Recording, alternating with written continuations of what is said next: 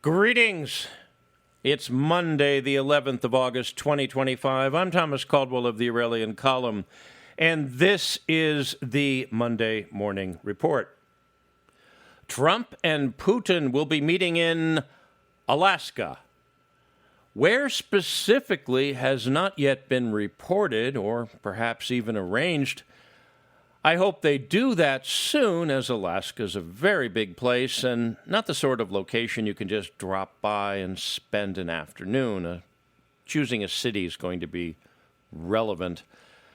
In spite of the bravado or the jokes going around that Trump wants to sell the state back to the Russians for an enormous profit, there is a lot riding on this summit, more than most of you might think. If it goes well, the war in Ukraine will be ending soon, and relations between the United States and Russia will begin to normalize, warm up, and be what they should be, peaceful. But if it doesn't go well, the United States and the Russian Federation will become far more hostile belligerents than they already are. And that will not be a good thing. Mr. Trump, I hope you have been getting some good advice and strategy suggestions from people who know what they're talking about. And certainly, that does not include Lindsey Graham. Good luck. We'll all be needing it. And the Epstein case continues on, such as it does. Lots of talk and rumors flying over the infamous Ms. Maxwell. Whether or not she has something on the current sitting president or whether she doesn't is not known, except by those who are in positions where keeping your mouth shut is a job requirement. All we can do with this case is watch and wait. As uncomfortable that might be, that's all we can do, watch and wait. But frankly, the Epstein case is getting as tiresome and exhausting as the Watergate investigation of half a century ago, if you're old enough to remember that one. And how that relatively minor charge against President Nixon was quite literally nothing in comparison to what those in power are now accused of and more than likely guilty of. But there is some good news coming out of Washington for a change. President Trump has decided to crack down on the horrible crime that has ruled the streets of D.C. for decades.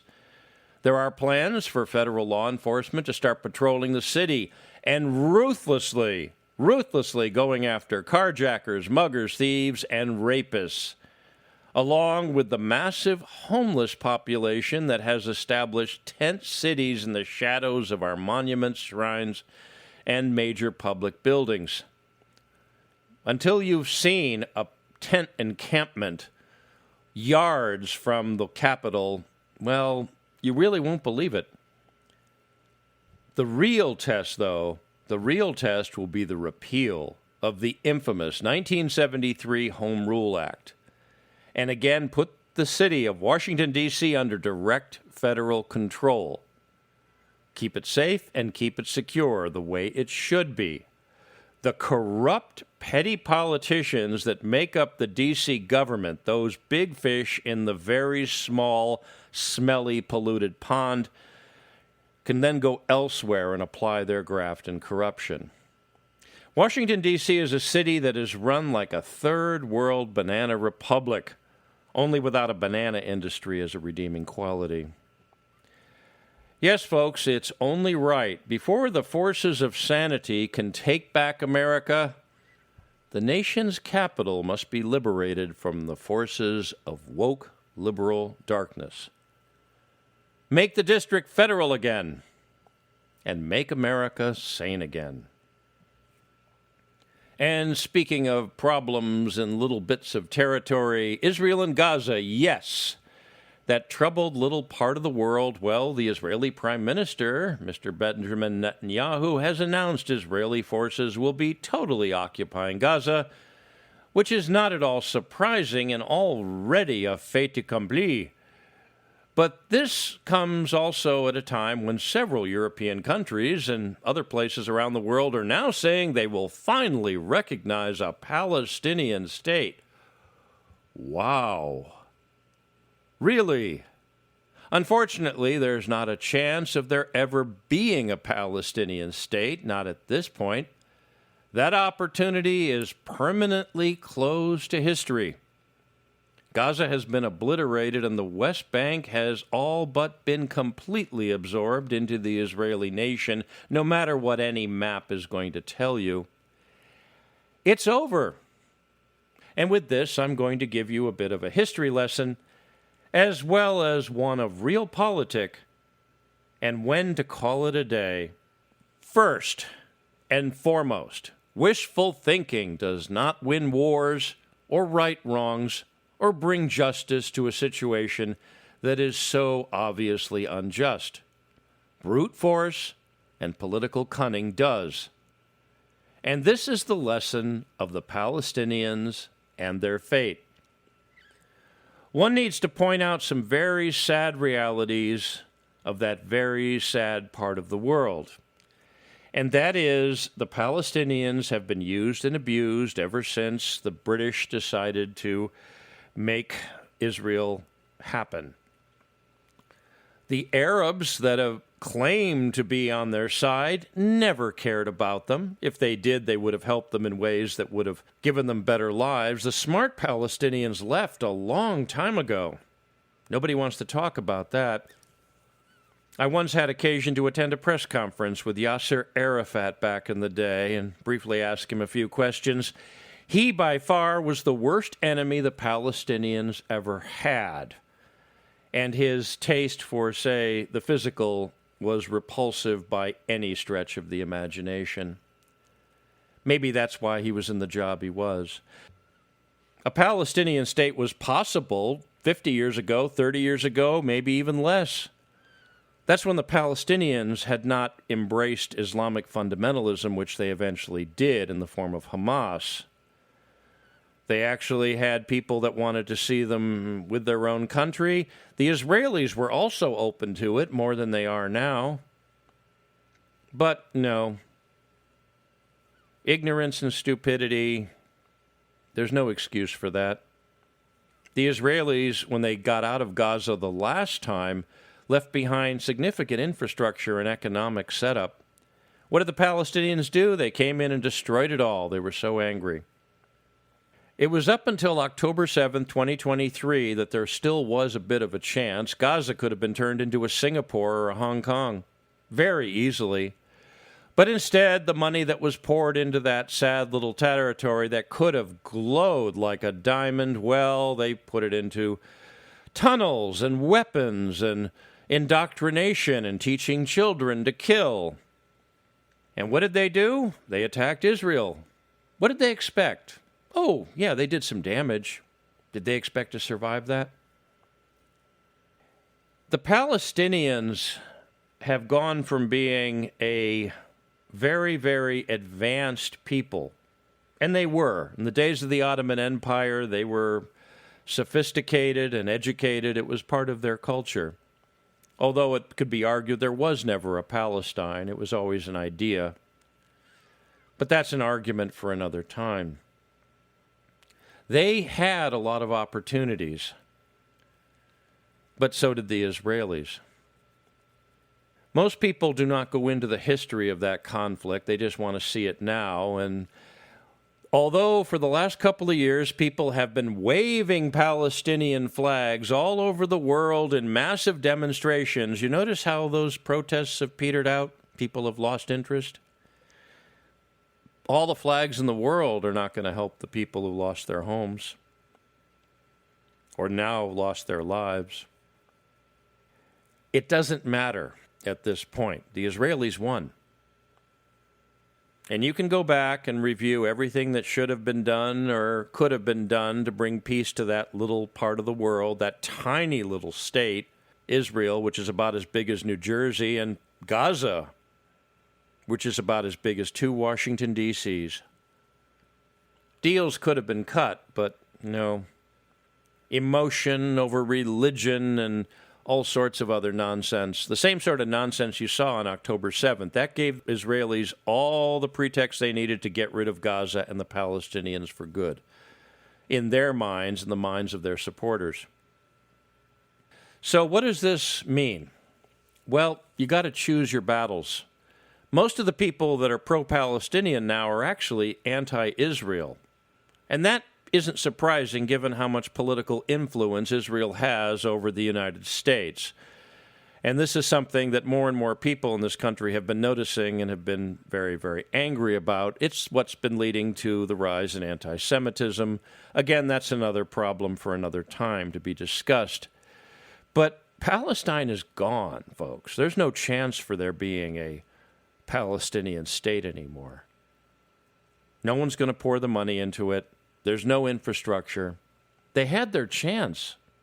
But again, brute force and political cleverness is what makes a people free. Choosing your enemies and also choosing your strategy.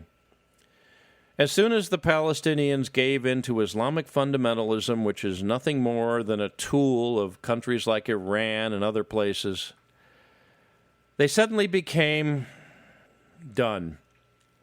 The other thing, too, is, and this is important to remember, on 9/11 in 2001, after the skyscrapers of New York had collapsed and the Pentagon was on fire, there were celebrations throughout Gaza and the West Bank. I remember that vividly, and I'll never forget it. While in Tehran, although the government didn't really have a lot to say, the people of that city in Iran held candlelight vigils. You got to look at what people do and not just what people say. In recent years, Muammar Gaddafi has been lamented as a man who took good care of his people. Yes, he did, but he was a punk. He was a terrorist. His people took down a Pan-American airline over Lockerbie, Scotland in 1988. He funded the Irish Republican Army that blew people up with explosives they got from him. Just because somebody is against your enemy does not make them your friend. Gaddafi was a punk. Maybe in later years he got wiser, but he did some pretty horrible things. And so did the Palestinians. So be careful what side you get on to when there's a political fight going on. Look at the whole history of things. And that includes Israel. They've done some pretty nefarious things as well. It's important to see to your own garden before you start trying to help others with theirs. Now, with that, I'm going to leave you with a couple of things. First off, for those of you who heard Movie Night on Saturday, I recommended the movie Apollo 13 because, well, we lost one of our heroes from the old days. We lost him to the years because they inevitably take all of us. Jim Lovell, the commander of the famous Apollo 13 mission to the moon in 1970, the successful failure, as it was called. And I think more important, the Apollo 8 mission to the moon that rescued the year 1968 and gave us those beautiful first images of our little blue sphere hanging in the vacuum of space. Well, he died last week at age 97. One hell of a run. Yet another of our heroes from the days the United States had such men at its beck and call, when we had the audacity to think we could travel to other worlds and decided to make it happen.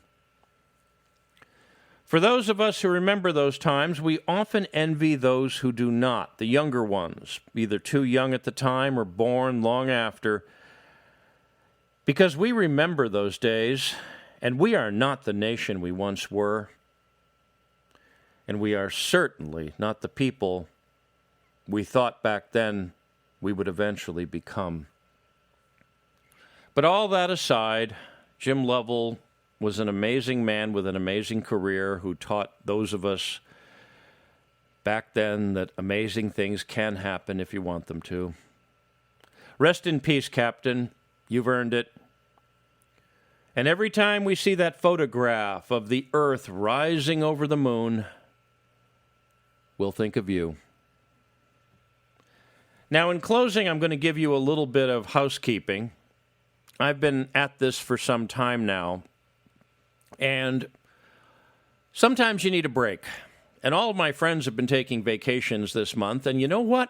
I need one. It's been exhausting mentally and physically. And frankly, dealing with the craziness of the world a couple of times a week and then putting out some other material, it does take a toll on you.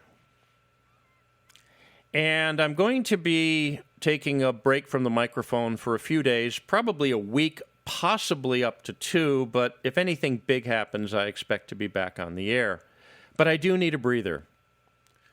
And for those of you who have been loyal listeners and my growing audience, I want to thank you for that. But you do have to take leave from the battlefront. You do have to go on a bit of a break to visit the family and the loved ones. And then remember what you're fighting for.